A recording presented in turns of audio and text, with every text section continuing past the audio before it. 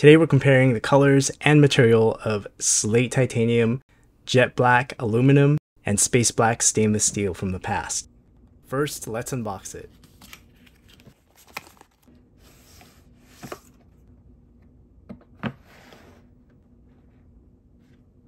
Now this.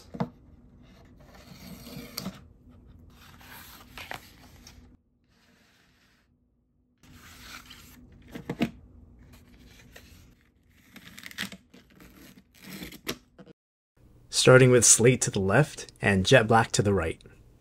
You definitely get more of a shine on titanium compared to aluminum on jet black.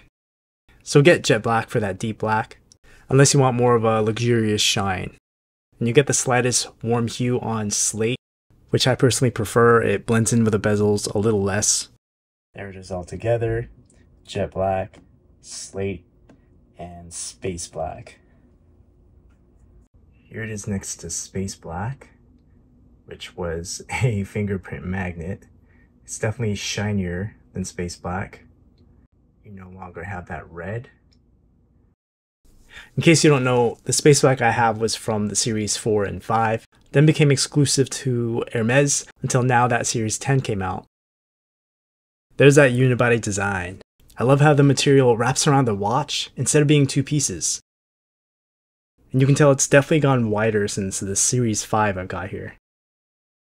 Like I said, I personally like Slate better, but don't like how it looks on series 10's shape and bezels.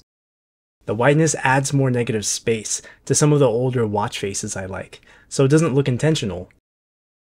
There it is all together. Jet black, Slate, and space black.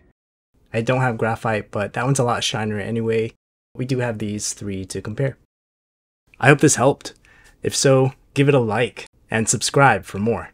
Thanks for your support, and thanks for watching.